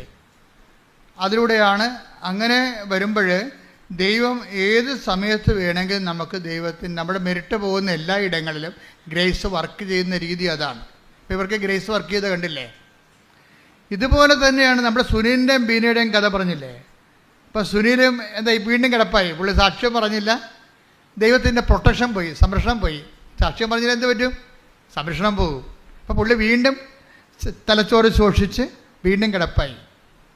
പിന്നെ അടുത്ത പരിപാടി എന്താണ്? 42 വയസ്സ് 52 വയസ്സാകുമ്പോൾ മരിക്കും, അതാണ് കണക്ക്. 5 പേര് അങ്ങനെ 5 പേരെ ഒരു വീട്ടിൽ മരിച്ചിരിക്കുന്ന സെയിം രോഗമാണ്. ഇപ്പോൾ 2 പേര് കിടപ്പുണ്ട് മരിക്കാൻ വേറെ. ഈ സുനിൻ്റെ വീട്ടിൽ 2 പേര് ഇത് കിടപ്പുണ്ട്, വേറെ കിടപ്പുണ്ട്. ഇയാൾ 3ാമത്തെ ആളാണ് ആ കുടുംബത്തിൽ ഇപ്പം കിടക്കണത്. ഇയാൾ എഴുന്നേറ്റിട്ട് പിന്നെയും കിടക്കുകയും. ഇത് ഒരുമാതിരി സംഭവമല്ല ശരിക്കും പറഞ്ഞാൽ ഒരു അത്ഭുതമായ ഒരു സംഭവമാണ്. അപ്പോൾ ആദ്യം ഇവർക്ക് അനുഭവം കിട്ടിയല്ല. എന്താ കാര്യം? പണ്ടിതുപോലെ കിടന്നു പോയിട്ട് കൃപാസനം അമ്മ രക്ഷപ്പെടുത്തിയതല്ലേ. പക്ഷേ ഇവരെന്ത് ചെയ്ത്? സാക്ഷ്യം പറഞ്ഞില്ല. അത് കാരണം സംഭവം തിരിച്ചു വന്നു. അപ്പോൾ ബീനയ്ക്ക് കാര്യം മനസ്സിലായി. ബീന വന്നിട്ട് വീണ്ടും ഉടമ്പടി എടുത്തിട്ട് കൊണ്ടുപോയി ഭർത്താവ് കിടപ്പാണല്ലോ. ഭർത്താവിൻ്റെ കാലിലെ വെള്ളയിലെ നെറുകയിലുമൊക്കെ ഉടമ്പടി തൈലം വിശ്വാസ പ്രമാണം ചൊല്ലി പുരട്ടി ഒരു ദിവസം കഴിഞ്ഞപ്പോൾ ബീന നോക്കി നിൽക്കുമ്പോൾ ഭർത്താവിൻ്റെ മുറിയിൽ നിന്ന് ഒരു നീല വെളിച്ചം ഇങ്ങനെ ഉരുണ്ട് വന്ന് ഫ്രണ്ടിലെ വാതിലെ കൂടി പുറത്തേക്ക് പോണ്. അപ്പോൾ ഇവൾ പൊളിച്ച് ഇതെന്ത് പരിപാടിയെന്ന്. ഇവൾ ഓടി മുറിയിലോട്ട് വന്നപ്പോൾ ഉണ്ട് ഭർത്താവ് നടന്നു തന്നെ. ഹല്ലേലൂയ ഹല്ലേലൂയ യേശുവേ നന്ദി. അപ്പോൾ ഈ സുനിൽ പറഞ്ഞ എടീ ഇപ്പോൾ ഒരു സംഭവം നടന്നെടീ, മാതാവ് ഞാനിങ്ങനെ ഒരു അരമയക്കത്തിലായിരുന്നു. അപ്പോൾ മാതാവ് വന്നിട്ട് എൻ്റെ 2 വെള്ളയും കൂടി കൂട്ടിവെച്ചിട്ട് കാലയിൽ ഒറ്റ അടി വെച്ച് തന്നെന്ന് പറഞ്ഞു. എന്നിട്ട് അമ്മ പോയെന്ന് പറഞ്ഞു. അതോടുകൂടി എൻ്റെ അസുഖം മാറിയെന്ന് പറഞ്ഞു. അപ്പോൾ സുനിലിന് മനസ്സിലായി അമ്മ ഭാര്യയും ഭർത്താവും കൂടി വന്ന് മെനയെന്ന് സാക്ഷ്യം പറഞ്ഞിട്ടുണ്ട്. സാക്ഷ്യം എന്ന് പറഞ്ഞാൽ എന്താ ശരിക്കും പറഞ്ഞാൽ ദൈവത്തിൻ്റെ മഹത്വം, ദൈവത്തിന് കൊടുക്കാനുള്ള മഹത്വം നമ്മൾ ദൈവത്തിന് കൊടുക്കണം, അല്ലെ കടക്കാരാകും. പക്ഷെ ദൈവം ക്ഷമിക്കുമെന്ന് ഉറപ്പായില്ലേ ഇപ്പം, അല്ലേ? നമ്മളാരും നശിച്ച് കാണാൻ ദൈവം ആഗ്രഹിക്കുന്നില്ല. സത്യമാർഗം സ്വീകരിക്കാൻ എന്ന് മാത്രമേ ഉള്ളൂ. നമ്മളാരും നശിച്ചരുതെന്നും, take the word of God, ആരും നശിച്ചു പോകരുതെന്നും ശ്രദ്ധിക്കട്ടെ. ഹല്ലേലൂയ ഹല്ലേലൂയ ഹല്ലേലൂയ ഹല്ലേലൂയ യേശുവേ നന്ദി. ഹല്ലേലൂയ ഹല്ലേലൂയ ഹല്ലേലൂയ ഹല്ലേലൂയ ഹല്ലേലൂയ ഹല്ലേലൂയ ഹല്ലേലൂയ യേശുവേ സ്തുതി, യേശുവേ ആരാധന ആരാധന ആരാധന. 2 പത്രോസ് 3:9 കാലവിളംബത്തെക്കുറിച്ച് ചിലർ വിചാരിക്കുന്നത് പോലെ കർത്താവ് തന്റെ വാഗ്ദാനങ്ങൾ പാലിക്കുന്നതിൽ താമസം വരുത്തുന്നില്ല. ആരും നശിച്ചു പോകാതെ എല്ലാവരും അനുദപിക്കണമെന്ന് അവിടുന്ന് ആഗ്രഹിക്കുന്നത് കൊണ്ട് നിങ്ങളോട് ദീർഘക്ഷമ കാണിക്കുന്നുവെന്നേ ഉള്ളൂ. അതായത് ദൈവത്തിൻ്റെ ഒരു പ്രഖ്യാപിത നിലപാട് എന്താണ്? നമ്മളെ ശിക്ഷിക്കണമെന്നുള്ളതല്ല, പിന്നെന്താണ്? നമ്മളാരും നശിച്ചു പോകരുതെന്നാണ്. അപ്പം അതുകൊണ്ട് നമുക്ക് തിരിച്ചു വരാനുള്ള സമയങ്ങളുണ്ട് ശരിക്കും. അതുകൊണ്ട് ദീർഘക്ഷമ നമ്മൾ കാണിക്കണം ദൈവം നമ്മളോട്. നമ്മൾക്കിതുപോലുള്ള അനുഭവങ്ങൾ വരുമ്പോൾ, ഈ കൂടുതൽ അനുഭവങ്ങളിലേക്ക് നമ്മൾ വളർന്നു വരുമ്പോൾ എന്താ ഗുണമെന്നറിയാമോ? നമുക്ക് ഈ അനുഭവങ്ങളാണ് ശരിക്കും പറഞ്ഞാൽ പെരുമാറ്റങ്ങൾ തരുന്നത്. ദൈവത്തെക്കുറിച്ച് ഇപ്പോൾ സുനിലിനൊരു അനുഭവം കിട്ടി. ഇനി സുനിലിൻ്റെ ശരീരത്തിൽ 16 മുഴകളുണ്ട്. ഉടമ്പടി തൈലം തേച്ചപ്പോൾ ആ മുഴകളെല്ലാം അപ്രത്യക്ഷമാകുമ്പോൾ ഒക്കെ 3 അവശേഷിച്ച്. ഇപ്പം സുനിൽ എന്താ പറയണത്? ഞാൻ ഈ 3 വേണ്ടി ആശുപത്രി പോകത്തില്ല. എന്താ കാര്യം? എൻ്റെ അമ്മ എന്നെ സുഖപ്പെടുത്തിക്കൊള്ളു. അപ്പം മുഴ കണ്ടിട്ട് അന്താളിക്കണില്ല. അതിനോട് ഒരു സൗമ്യത കാണിക്കണേ അദ്ദേഹം. എന്നുവെച്ചാൽ സഹിക്കുന്ന സ്നേഹത്തിൻ്റെ കൂടെ, സഹിക്കുന്ന സ്നേഹം എന്താണ്? ക്ഷമയാണ്. സൗമ്യത എന്ന് പറയുന്നത് എന്താ? സഹിക്കുന്ന സ്നേഹത്തിൻ്റെ കൂടെ പ്രത്യാശ കയറുമ്പോഴാണ് സൗമ്യത ഉണ്ടാകണത്. സൗമ്യത എന്ന് പറയുന്നത് ഒരു കോമ്പൗണ്ടായിട്ടോ ഒരു പല പല പുണ്യങ്ങളുടെ ഒരു കോമ്പൗണ്ടാണ്. സഹിക്കുന്ന സ്നേഹമാണ് ബേസ്മെൻറ്റ്. ആ സ്നേഹത്തിൻ്റെ കൂടെ സഹനം കയറുമ്പോൾ ആ ക്ഷമ. ഞാൻ ക്ഷമിച്ചിരിക്കണം എന്ന് വെച്ച് കഴിഞ്ഞാൽ എൻ്റെ അർത്ഥം എന്താണ്? എനിക്ക് നിന്നോട് സ്നേഹമുണ്ട്, എൻ്റെ സ്നേഹം കാരണം ഞാൻ നിന്നെ സഹിച്ചിരിക്കുന്നു എന്നതിൻ്റെ അർത്ഥം. അതാ ക്ഷമ. അതായത് എനിക്ക് സ്നേഹം നിന്നോടുണ്ട്, സ്നേഹം കാരണം ഞാൻ നിന്നെ സഹിച്ചിരിക്കുന്നു. അതിൻ്റെ പേരെന്താണ്? ക്ഷമിച്ചിരിക്കുന്നു എന്നാണ്. അപ്പോൾ ക്ഷമയെന്ന് പറഞ്ഞാൽ എന്താണ്? സ്നേഹം പ്ലസ് സഹനമാണ് ക്ഷമ. നിങ്ങൾക്ക് സ്നേഹം ഉണ്ടെങ്കിലും സഹിക്കാൻ തയ്യാറാകണം. ദൈവം ക്ഷമയുള്ളവനാണെന്ന് പറഞ്ഞു കഴിഞ്ഞാൽ, കരുണയുള്ളവനാണെന്നൊക്കെ പറഞ്ഞു കഴിഞ്ഞാൽ, അത് പറയണമെങ്കിൽ നമുക്കെന്താ മുടക്ക്? പറഞ്ഞാൽ പോരെ. പക്ഷേ കർത്താവ് പറയും, എനിക്ക് മുടക്കുണ്ട്. എനിക്ക് നിങ്ങളുടെ സ്നേഹമാണെന്ന് പറഞ്ഞാൽ ഞാൻ ആ സ്നേഹത്തെ സാധൂകരിക്കാൻ വേണ്ടി ഞാൻ സഹിച്ചിട്ടുണ്ട്. അതാണ് ദൈവം ക്ഷമിച്ചിരിക്കുന്നത്. അത് ക്ഷമയാണല്ല. കുരിശിൻ്റെ അവസാനം പറയുന്നത് എന്താണ്? പിതാവേ, അവർ ചെയ്യുന്നത് എന്തെന്ന് അവരറിയുന്നില്ല, അവരോട്. കുരിശിൻ്റെ ക്ഷമയാണ്. ആ ക്ഷമ നമുക്ക് തരണേ എന്താണ്? ആ ക്ഷമ നമുക്ക് കിട്ടാനുള്ള ശിക്ഷ പുള്ളിക്കാരൻ വാങ്ങിച്ചെന്നാണ് ഈ പറയണത്. വീട്ടിലെ നമുക്ക് കിട്ടാനുള്ള പാപത്തിന് കിട്ടാനുള്ള ശിക്ഷ അങ്ങേര് ശരീരത്തിൽ വാങ്ങിച്ചു. അതുകൊണ്ട് എന്താണ്? അങ്ങേര് നമുക്ക് വേണ്ടി സഹിച്ചു. സ്നേഹത്തിൻ്റെ കൂടെ സഹനം വരുമ്പോഴാണ് സഹിക്കുന്ന സ്നേഹം ഉണ്ടാകുന്നത്. ഈ സഹിക്കുന്ന സ്നേഹമാണ് ക്ഷമ. അപ്പം ക്ഷമയെന്ന് പറയുമ്പോൾ സഹിക്കണം, അല്ലാതെ ക്ഷമ എന്ന് പറഞ്ഞൊരു കാര്യമില്ല. ചില ആൾക്കാർ പറഞ്ഞേ ഞാൻ ക്ഷമിച്ചിരിക്കുന്നു പക്ഷെ ഞാൻ മറക്കത്തില്ല. അടി മോദത്തിൽ കൊടുക്കേണ്ടതാണ് അവൻ്റെ. എന്താ കാര്യം? ക്ഷമിച്ചാൽ ദൈവം മറക്കും. ക്ഷമിച്ചെന്ന് വെച്ചാൽ പിന്നെ അതിനെക്കുറിച്ച് ഓർക്കത്തില്ല. ഓർത്ത് കഴിഞ്ഞാൽ നമ്മുടെ മോന്ത മാറും ഇല്ലേ? ക്ഷമിച്ചെന്ന് പറഞ്ഞിട്ട് പിന്നെയും ഈ തേള കുത്തിയ മോന്തയായിട്ട് നടക്കുകയല്ലേ? ക്ഷമിച്ചു എന്ന് പറഞ്ഞിട്ട് പിന്നെയും നമ്മുടെ മോന്ത അവരെ കാണുമ്പോൾ തേള കുത്തിയ പോലെ ഇരിക്കും. നീ ആരെങ്കിലും നിങ്ങൾ കാണുമ്പോൾ തേള് കുത്തിയ മോന്ത കാണിച്ചിട്ടുണ്ടെങ്കിൽ നീ ക്ഷമിച്ചിട്ടില്ല അവരോട്. അതാ വിഷയം. കാര്യം എന്താണ്? സഹിക്കാൻ നീ തയ്യാറല്ല. കാര്യം ക്ഷമയെന്ന് പറഞ്ഞാൽ എന്താണ്? സഹിക്കുന്ന സ്നേഹമാണ്. ഈ സഹിക്കുന്ന സ്നേഹം ചില ആൾക്കാർ നമ്മൾ പലവട്ടം സഹിക്കേണ്ടി വരും. ഭർത്താവിനും ഭാര്യനൊക്കെ ഉള്ള കുഴപ്പം അതാ. കാര്യം രണ്ടും ഒരു കൂരെ താമസിക്കുകയല്ലേ. പലവട്ടം ഞങ്ങൾക്കൊരു ഇടവകയിൽ ചെന്ന് കഴിഞ്ഞാൽ 5 കൊല്ലം അവർ ഇടവക്കാർ നമ്മളെ സഹിച്ചാൽ മതി. 5 കൊല്ലം കഴിയുമ്പോൾ ബിഷപ്പ് പറയും വണ്ടി വിട്ടാക്കാൻ പറയും അടുത്ത ഇടവകയിലോട്ട്, അടുത്ത ഇടവക്ക് പണി ഉണ്ടാക്കാൻ വേണ്ടി. എന്നാലും ഞങ്ങൾ പരമാവധി ആൾക്കാർ സ്നേഹിച്ചൊക്കെയാണ് ജീവിക്കുന്നത്. പരമാവധി എല്ലാ കാര്യങ്ങളും ഇടപെടുകയും ചെയ്യും. ഞാനോർക്കണേ ഇനി ഒരു ജന്മം കിട്ടിയാൽ ഞാൻ കത്തോലിക്ക പുരോഹിതനാകും. എന്താ കാര്യം? ജനങ്ങളെ സ്നേഹിക്കാൻ ഇതുപോലുള്ള ഒരു അവസരമുള്ള ഒരു ശുശ്രൂഷ വേറെയില്ല. ഞാനെന്തുകൊണ്ടാണ് നിങ്ങൾക്ക് രാത്രിയും പകലും സംലഭ്യമാക്കണത്? എന്താ കാര്യം? എന്നെ കൈയും കാലും കെട്ടാൻ എനിക്ക് ആരുമില്ല. കാര്യം ഞാൻ എടുത്ത സ്വന്തം തീരുമാനത്തിലാണ് ജീവിതം സമർപ്പിച്ചിരിക്കുന്നത്. അപ്പോൾ ദൈവം എന്തുകൊണ്ടാണ് അതിൻ്റെ കൂടെ നിൽക്കണത്? അതിൻ്റെ കൂടെ ദൈവം നിൽക്കണത് എന്തുകൊണ്ടാണ്? നിങ്ങൾ തന്നെ സാക്ഷ്യം, നിങ്ങളുടെ ഭർത്താവിനോടോ ഭാര്യയോടോ ഉള്ള സമർപ്പണം സത്യസന്ധമാണെങ്കിൽ ദൈവം നിങ്ങളുടെ കൂടെ നിൽക്കും. ഈ ഡൈവേഴ്സിൻ്റെ ആവശ്യം വരത്തില്ല. ഇപ്പോഴെന്ന് വെച്ചാൽ ഈ ഡൈവേഴ്സ് ഒത്തിരി വരുന്നുണ്ടല്ലോ ഇങ്ങനെ വരുന്നത്. അതിൻ്റെ കാര്യം അവർക്ക് വിശ്വാസം ഇല്ലാത്തത് കൊണ്ടാണ്. വിശ്വാസമുള്ളവർ ആരും ഡൈവേഴ്സ് ആകുന്നില്ല. എത്ര പേരാണ്? അപ്പോൾ നമ്മൾ പറയുമ്പോൾ ഒരു 100 പേരെ കല്യാണം കഴിപ്പിച്ച 10 പേരാണ് ഇങ്ങനെയുള്ള ഡൈവേഴ്സിലേക്ക് വരണം. അത് പറയണ സാവരജംഗ വസ്തുക്കൾക്ക് വേണ്ടിയോ അല്ലെങ്കിൽ ജോലി സംബന്ധമായ കാര്യങ്ങൾക്ക് വേണ്ടി, ദൈവത്തിൻ്റെ മുമ്പിൽ പട്ടിക്കാട്ടത്തിൻ്റെ വില പോലും ഇല്ലാത്ത കാര്യങ്ങൾക്ക് വേണ്ടിയാണ് നിങ്ങൾ ദൈവത്തിൽ നിന്ന് അകന്ന് പോകണത്. ശരിക്കും പറഞ്ഞാൽ ഡൈവേഴ്സ് എന്ന് വെച്ചാൽ ദൈവമായിട്ട് ഡൈവേഴ്സ് ചെയ്ത് പോവുകയാണ്. അല്ലാതെ ഭർത്താവുമായിട്ട് നമുക്ക് ഡൈവേഴ്സ് ചെയ്യാൻ പറ്റത്തില്ല. ഭർത്താവുമായിട്ട് മാത്രമോ ഭാര്യയുമായിട്ട് മാത്രമോ ഡൈവേഴ്സ് ചെയ്യാൻ പറ്റത്തില്ല. അതുകൊണ്ട് നീ എങ്ങനെ അധപ്പതിച്ചു എന്ന് നോക്കണമെന്ന് പറഞ്ഞിട്ടുണ്ട്. Take the bed of God. വെളിപ്പാടിൻ്റെ പുസ്തകം എടുത്ത് നീ എവിടെ നിന്നാണ് അധപ്പതിച്ചതെന്ന് നോക്കണം. എന്ത് വിഷയം പറഞ്ഞാണ് നീ അധപ്പതിച്ചതെന്ന് നോക്കണമെന്നോ? ശ്രുതിക്കട്ടെ. ഹല്ലേലൂയ ഹല്ലേലൂയ ഹല്ലേലൂയ ഹല്ലേലൂയ. യേശുവേ നന്ദി. ഹല്ലേലൂയ ഹല്ലേലൂയ. യേശുവേ യേശുവേ ഹല്ലേലൂയ ഹല്ലേലൂയ ഹല്ലേലൂയ ഹല്ലേലൂയ ഹല്ലേലൂയ ഹല്ലേലൂയ ഹല്ലേലൂയ. യേശുവേ ആരാധന ആരാധന. വെളിപ്പാട് 2:5. അതിനാൽ നീ ഏതവസ്ഥയിൽ നിന്നാണ് അധപ്പതിച്ചതെന്ന് ചിന്തിക്കുക. അനുദപിച്ച് ആദ്യത്തെ പ്രവർത്തികൾ ചെയ്യുക. അല്ലെങ്കിൽ ഞാൻ നിന്റെ അടുത്ത് വരികയും നിന്റെ ദീപപീഠം അതിന്റെ സ്ഥലത്ത് നിന്ന് നീക്കിക്കളയുകയും ചെയ്യും.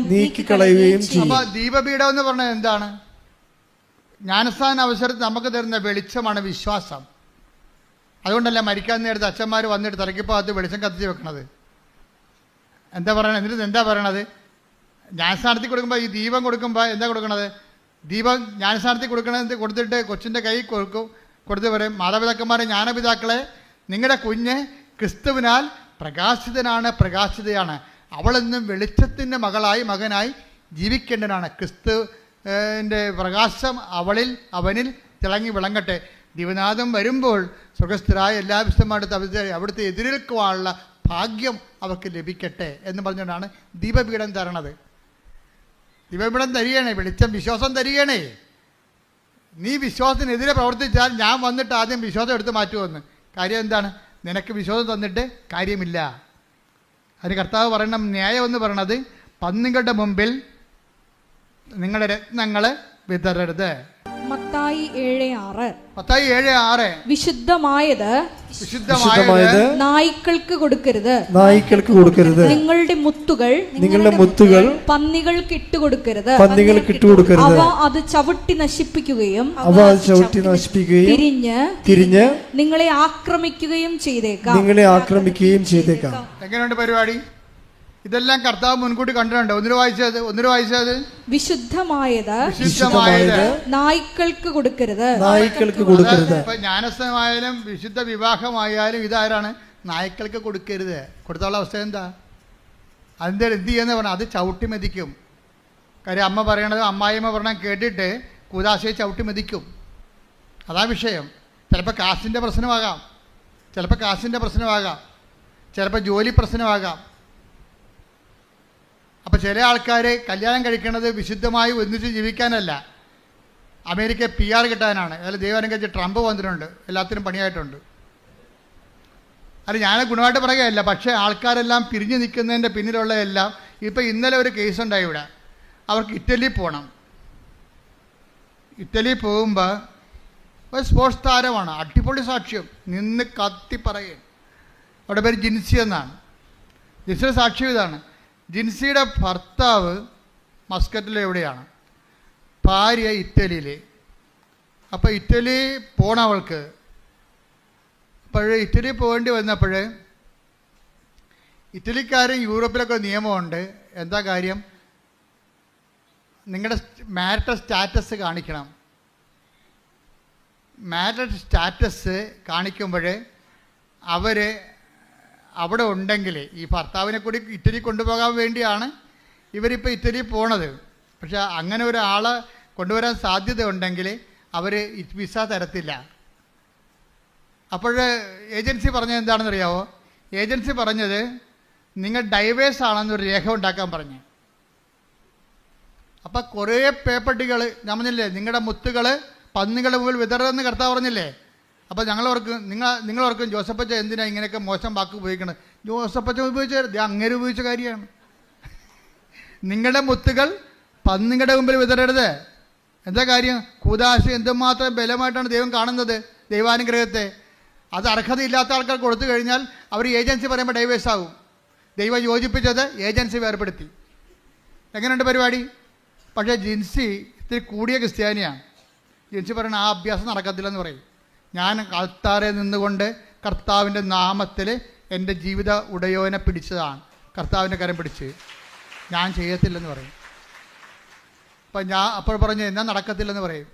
കാര്യം പല ആൾക്കാരും ഇനി പാസ്പോർട്ടിൽ തിരുത്തണം, ഞാൻ ഡൈവേഴ്സ്ഡ് ആണെന്ന്. ഡൈവേഴ്സ് ചെയ്ത് കഴിഞ്ഞാൽ പിന്നെ എന്ത് ചെയ്യും? ഡൈവേഴ്സ്ഡ് ആണെന്ന് പാസ്പോർട്ട് രേഖ വേണം. എല്ലാ രേഖകളും ഡൈവേഴ്സ് ഒന്ന് വേണം.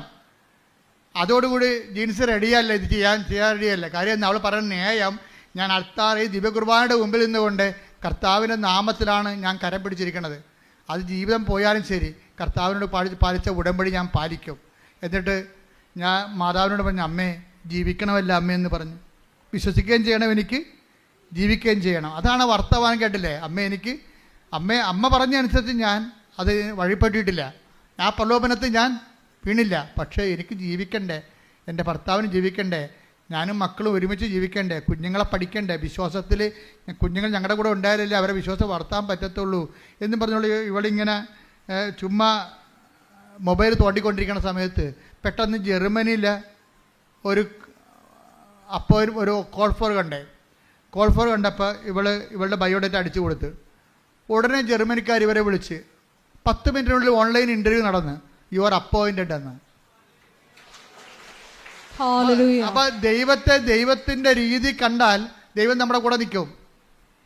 ഭർത്താവും ഭാര്യയും ജർമ്മനിക്ക് പോവുകയാണ് മക്കളെയും കൊണ്ട്. അതെന്താ കാര്യം? അവൾക്ക് അഭിമാനിക്കാൻ ജീവിതകാലം മുഴുവൻ അവളുടെ പേര് ഈ അൾത്താരെ പറയേണ്ടി വന്നത് അവളുടെ വിശ്വാസ സാക്ഷ്യമാണ്. ഇതാണ് സാക്ഷ്യം എന്ന് പറയണത്.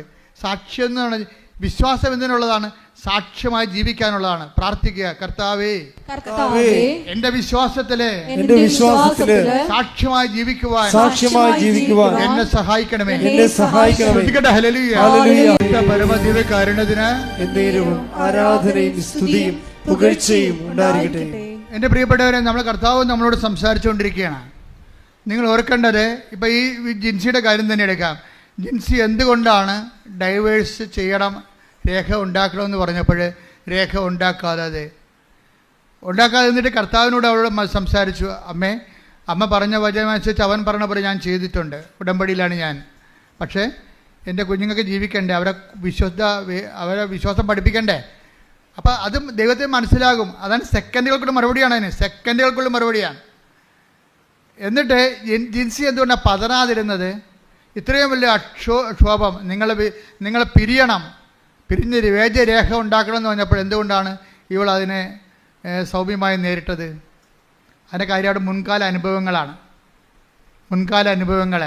നമുക്ക് ദൈവം മുൻകാല അനുഭവങ്ങൾ തരുന്നത് ഈ വർത്തമാന കാലത്ത് നിങ്ങൾക്ക് വിശ്വാസത്തിൽ ഒരു പരീക്ഷണം ഉണ്ടാകുമ്പോൾ അതിനെ പ്രതിരോധിക്കാൻ വേണ്ടിയാണ് മുൻകാല അനുഭവങ്ങൾ. അതായത് എപ്പോഴും നിങ്ങൾ ചെയ്യണം, എന്തെങ്കിലും ഒരു പ്രശ്നം ഉണ്ടാകുമ്പോൾ കർത്താവ് ചോദിക്കും, നിങ്ങൾ എന്തിനാണ് അപ്പം ഇല്ലാത്തതിനെക്കുറിച്ച് ഉത്കണ്ഠപ്പെടുന്നത്? അഞ്ചപ്പം കൊണ്ട് 5000 പേര് തീറ്റിപ്പോറ്റിയപ്പോൾ എത്ര കുട്ട നിറയെ നിങ്ങൾ ശേഖരിച്ചു? കണ്ട, പഴയ കാലം കണക്കാൻ പറഞ്ഞിരിക്കുകയാണ്. മർക്കോസ് 8:17. ഇത് മനസ്സിലാക്കിയ യേശു അവരോട് പറഞ്ഞു. ഇത് മനസ്സിലാക്കിയ യേശു അവരോട് പറഞ്ഞു, നിങ്ങൾ അപ്പമില്ലാത്തതിനെ കുറിച്ച് എന്തിന് തർക്കിക്കുന്നു? നിങ്ങൾ അപ്പമില്ലാത്തതിനെ കുറിച്ച് എന്തിന് തർക്കിക്കുന്നു? ജോലി ഇല്ലാത്തതിനെ കുറിച്ച് അങ്ങോട്ടും ഇങ്ങോട്ടും എന്തിനാ തർക്കിക്കണത്? അല്ലേ? അപ്പം ഇങ്ങനെ ഓരോ വിഷയം ഇല്ലാത്തതിനെ കുറിച്ച് എന്തിന് തർക്കിക്കുന്നു? ഇനിയും നിങ്ങൾ മനസ്സിലാക്കുകയും ഗ്രഹിക്കുകയും ചെയ്യുന്നില്ലേ? നിങ്ങളുടെ ഹൃദയങ്ങൾ മന്ദീഭവിച്ചിരിക്കുന്നുവോ?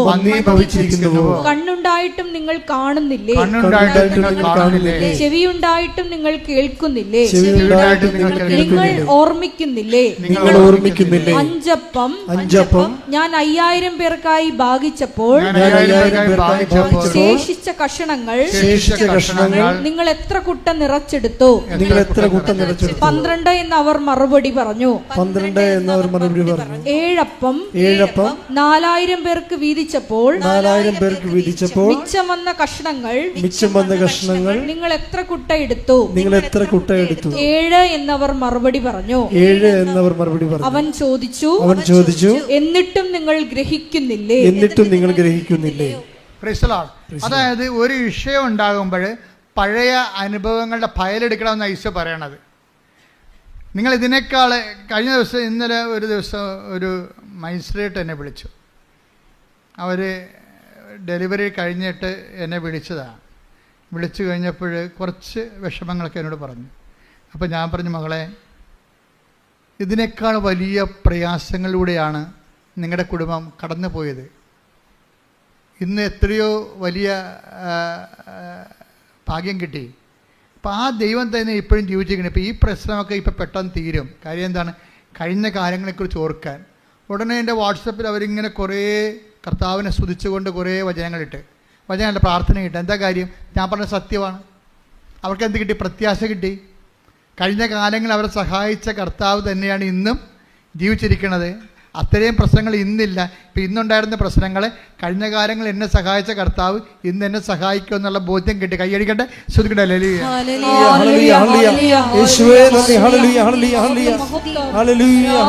കണ്ണുകളടച്ച് കൈകൾ കൂപ്പി, കൈകൾ നെഞ്ചോട് വെച്ചുകൊണ്ട് കർത്താവിൻ്റെ തിരുസന്നിധിയിൽ നമുക്കായിരിക്കാം. കർത്താവേ, നിന്റെ വിശുദ്ധ പൗരോഹിത്യത്തെ മഹത്വപ്പെടുത്തണമെന്ന് പ്രാർത്ഥിക്കുന്നു. ശ്രദ്ധിക്കട്ടെ. ഹല്ലേലൂയ, ഹല്ലേലൂയ, ഹല്ലേലൂയ, ഹല്ലേലൂയ, ഹല്ലേലൂയ. മഹത്വം, മഹത്വം, ആരാധന, ആരാധന. കർത്താവേ, അന്ധന് കാഴ്ച നൽകിയവനെ, ഹല്ലേലൂയ, യേശുവേ ആരാധന. കർത്താവേ, ചെകിടന് കേൾവി നൽകിയവനെ, യേശുവേ ആരാധന. കർത്താവേ, ഊമന് സംഭാഷണം നൽകിയവനെ, കർത്താവേ, മഹ്ഫൂദ് രോഗി സുഖപ്പെടുത്തിയവനെ, കർത്താവേ, മരിച്ചവനെ ഉയർപ്പിച്ചവനെ, കർത്താവേ, നിന്റെ തിരുനാമത്തിന് സ്തോത്രം ചെയ്യുന്നു. കർത്താവേ, കർത്താവേ, നിന്റെ തിരുമുറിവാർന്ന വലതുകരം, അണിപ്രതാർന്ന അത്ഭുതകരം, അങ്ങയുടെ മക്കളുടെ ശിരസിൽ വെക്കണമെന്ന് പ്രാർത്ഥിക്കുന്നു. അടിപ്പിണർ പോലെ, വൈതാഘാതം പോലെ ദൈവികമായ ശക്തി ആന്തരിക അവയവങ്ങളിലേക്ക് പ്രവേശിക്കട്ടെ. മാരക രോഗങ്ങൾ, തീരാവേദികൾ യേശുക്രിസ്തു നാമത്തിൽ മാറിപ്പോകട്ടെ. ശ്രദ്ധിക്കട്ടെ. അഭിഷേകത്തിൻ്റെ വിഷം ശ്രദ്ധിച്ചുകൊണ്ടേ ഇരിക്കുക. അച്ഛൻ നിങ്ങളുടെ ജീവിതത്തിൻ്റെ മേഖലകൾ, ജോലിയില്ലാത്തവർ, വീടില്ലാത്തവർ, വഴിയില്ലാത്തവർ, കുടുംബങ്ങളെക്കുറിച്ചും കുഞ്ഞുങ്ങളെക്കുറിച്ചും വേദന അനുഭവിക്കുന്നവർ, പലതരത്തിലുള്ള സാങ്കേതിക സംഘർഷാത്മകമായ ജീവിത കുടുംബ സാഹചര്യം ഉള്ളവർക്കെല്ലാം വേണ്ടി പ്രാർത്ഥിക്കുന്ന സമയമാണ്. കർത്താവേ, നിന്റെ ഉന്നതമായ നാമത്തിൽ സ്വന്തം ചെയ്യുന്ന കർത്താവേ, നിന്റെ വിശുദ്ധ പൗരോഹിത്യത്തെ മഹത്വപ്പെടുത്തണമേ. കർത്താവേ, നീ ഏത് ഭവനത്തിൽ പ്രവേശിക്കുമ്പോഴും ആ ഭവനത്തിന് സമാധാന ആശംസകൾ നടത്തുക. കർത്താവേ, ഭവനത്തെ കർത്താവേ, നിന്റെ നാമത്തിൽ ഞങ്ങൾ ഈ ഭവനങ്ങൾക്ക് സമാധാനം ആശംസിക്കുന്നു. ഓൺലൈനിൽ പ്രാർത്ഥിക്കുന്നവരെ അങ്ങ് ഏറ്റെടുക്കണം പ്രാർത്ഥിക്കുന്നു. എന്റെ കർത്താവിന് ഉന്നതമായ നാമത്തില് കർത്താവെ, ഡൈവേഴ്സ് താമസിക്കുന്നവരെ, വിവാഹമോചിതരായവരെ, കർത്താവ് ഒരുമിച്ച് താമസിക്കാൻ ആഗ്രഹിക്കുന്നവരെ, ജീവിക്കാൻ ആഗ്രഹിക്കുന്നവരെ, ഒരുമിച്ച് പിരിഞ്ഞു പോയവരെ, ഒരുമിച്ച് ജീവിക്കാൻ ആഗ്രഹിക്കുന്നവരെ, അവരെല്ലാം സ്പർശിക്കാൻ പ്രാർത്ഥിക്കുന്നു. മക്കളില്ലാത്തവരെ, ഗർഭസ്ഥ ശുദ്ധികൾക്ക് ഹൃദയത്തിന് ദ്വാരവും ആന്തരിക വൈകല്യങ്ങളും ഉള്ളവരെ കർത്താവെ സ്പർശിക്കണമെന്ന് പ്രാർത്ഥിക്കുന്നു. ഇവിടെ കഴിയുന്നവർ കർത്താവെ, അസ്ഥിപഞ്ചങ്ങളുടെ വേദന, കിഡ്നികളിലെ രോഗങ്ങള്, പാങ്ക്രിയാസ് കല്ലുകള്, ആമാശയത്തിന് കട്ടിയില്ലാതിരിക്കുകയും ഇടിഞ്ഞു പോകുന്ന അവസ്ഥകള്, ഗർഭാശയത്തിന് കട്ടിയില്ലാതിരിക്കുകയും ഇടിഞ്ഞു പോകുന്ന അവസ്ഥകള്, അൾസർ രോഗങ്ങള്, എപ്പിലെപ്സി രോഗങ്ങള്, പിച്ച് രോഗങ്ങൾ, പിസ്റ്റുല രോഗങ്ങള് യേശു ക്രിസ്തുവിന്റെ നാമത്തില് മാറിപ്പോകട്ടെ. സംബന്ധമായ വിഷയങ്ങള്, ഭവന സംബന്ധമായ വിഷയങ്ങള്, ജോലി സംബന്ധമായ വിഷയങ്ങള്, വിദ്യാഭ്യാസ സംബന്ധമായ വിഷയങ്ങള് എല്ലാം ചേർത്ത് മാതാവിൻ്റെ തിരുസന്നിധിയിൽ അമ്മയുടെ മാധ്യസ്ഥ പ്രാർത്ഥിക്കുന്ന സമയമാണ്. കർത്താവെ, സ്ഥലങ്ങൾ കൊടുക്കാനുള്ളവർ, വിൽക്കാനുള്ളവർ, ജപ്തി നടപടി നേരിടുന്നവർ, സ്ഥലം പാകോടമ്പടി ചെയ്ത് കിട്ടാത്തവരെല്ലാവരെയും ഈ നിമിഷം പരിശുദ്ധമ ദൈവമാതാനും മാധ്യസ്ഥ ഈശോയ്ക്ക് സമർപ്പിക്കുന്നു. ദൈവത്തിൻ്റെ കരുണ അവരിലേക്ക് ആവശ്യിക്കട്ടെ. മക്കളെക്കുറിച്ച് വേവലാതി കൊള്ളുന്നവർ, പഠിക്കുന്ന കുഞ്ഞുങ്ങൾ, പഠനത്തിൽ പുരോഗതി ഇല്ലാത്തവർ, പഠിക്കാൻ പറ്റാത്തവർ, പഠിക്കുന്നത് മനസ്സിൽ പതിഞ്ഞു നിൽക്കുന്ന പരീക്ഷയെ പരിഹരിക്കാൻ കഴിയാത്തവർ എല്ലാ മക്കളെയും നിന്റെ തിരുമുറാണ് വലതുകരത്തെ സ്പർശിക്കണമെന്ന് പ്രാർത്ഥിക്കുന്ന കർത്താവ്. ഉദ്യോഗസ്ഥരെ, ജോലി ഇല്ലാത്തവർ, ജോലി തേടുന്നവരെ, ഉള്ള ജോലി നഷ്ടപ്പെടാൻ പോകുന്നത്, ഉള്ള ജോലിക്ക് വേണ്ടത് ശമ്പളമില്ലാത്ത ജോലി മാറാൻ ആഗ്രഹിക്കുന്നവർ, രാജ്യം മാറാൻ ആഗ്രഹിക്കുന്നവർ, കർത്താവ് ഒരുമിച്ച് ജീവിക്കാൻ ആഗ്രഹിക്കുന്നവർ, ജോലി സംബന്ധ വിഷയങ്ങളിൽ കർത്താവ് ജീവിതം നഷ്ടപ്പെട്ടവരെ എല്ലാവരും സഹോദരി പ്രാർത്ഥിക്കുന്നു. ദൈവത്തെ വിസ, ഇൻ്റർവ്യൂ, PR അതുപോലെയുള്ള എല്ലാവിധ ഓഫർ ലെറ്റർ, അതുമൂലം ഉണ്ടാകുന്ന ഓരോ തകരാറുകൾ, വിഷമതകൾ അനുഭവിക്കുന്ന എല്ലാവരുടെയും എല്ലാ വിഷമതകളും യേശു ക്രിസ്തു നാമത്തിൽ ബന്ധിക്കുന്ന മരിയൻ ഉടമ്പടിയിൽ സമർപ്പിച്ചിരിക്കുന്ന എല്ലാ വിഷയങ്ങളും ദൈവമാതാവിന്റെ മധ്യസ്ഥയിൽ ദിവ്യകാരുണ്യ സന്നിധിയിൽ സമർപ്പിച്ച് ഒരു നിമിഷം നമുക്ക് മൗനമായിട്ട് പ്രാർത്ഥിക്കാം. സുവിശേഷ കൈമാറ്റത്തിനുള്ള അധിക കൃപ, മറ്റുള്ളവരുടെ മുമ്പിൽ ഈശോയെ നിന്നെ ഏറ്റുപറയുവാനുള്ള കൃപ ഞങ്ങൾക്ക് നൽകണമേ എന്ന് പ്രാർത്ഥിച്ചുകൊണ്ട് ശിരസ് നമിച്ച് നമുക്ക് ദിവ്യകാരുണ്യനാഥന്റെ ആശീർവാദം അതീവ സ്നേഹത്തോടെ സ്വീകരിക്കാം. പരിശുദ്ധ പരമമാ ദിവ്യകാരുണ്യമേ, എന്നുമെന്നും അങ്ങേക്കാരാധന.